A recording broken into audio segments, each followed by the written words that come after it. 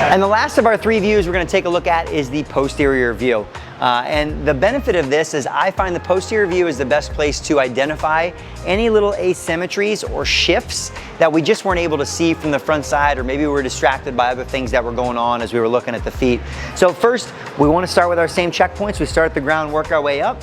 And we're looking, again, is there that imaginary line right equidistant in between those feet working its way up? And if there was, did we see anything that shifted one way or the other? And you can see it's very slight with Jess, but there's a little bit of a shift of the body over to this side. So if you guys really take a look, take a second, pay attention to the video, the foot position is good, but as we start to work our way up, her body has kind of shifted off to that side to over exaggerate it, which, as I've gotten to know Jess, we got some things going on. So, you know, your body is great at working around whatever you have going on, and it just may result in those types of things. So that would just be something I would note. I'd say, okay, cool. Well, our body's really stacked up over that right hip more so than it is the left.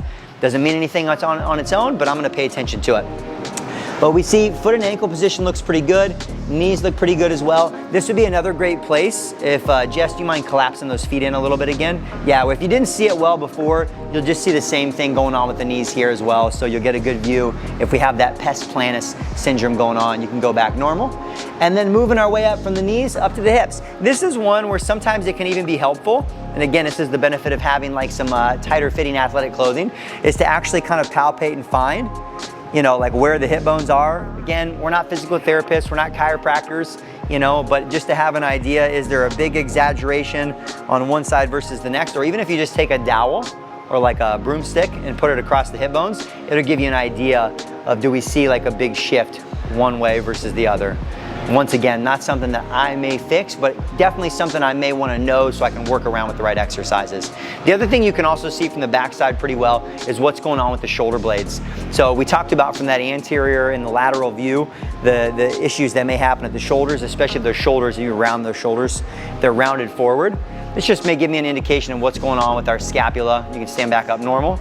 And then also Jess is, I mean, she's got good shoulder position here as well. Sometimes you'll see that shoulder blade really kind of jutting out, what we call like a winged scapula. And from the posterior view, it's probably gonna be the best place that you see it. And then outside of that, moving shoulders and neck, you might just again be able to see, is there any big discrepancy or asymmetry between height of the shoulders? Oftentimes that may be tied into something from the neck or the shoulders and hips, you know, or the hip further down. And then also just head alignment. So outside of that, I find again, from the posterior view, probably the most beneficial place to find those little asymmetries as we see here, because sometimes they can be more challenging to pick up from your other angles. So we could spend more time with every aspect of the static postural assessments and really getting down into all the details, and they're all important, but just a reminder for you guys, as you go through the anterior, the lateral, and the posterior views, you really just wanna look at the big picture. We definitely want to take notes on some of the things that we might find, but we're really just looking for, are there any big issues that might impact the exercises that we choose?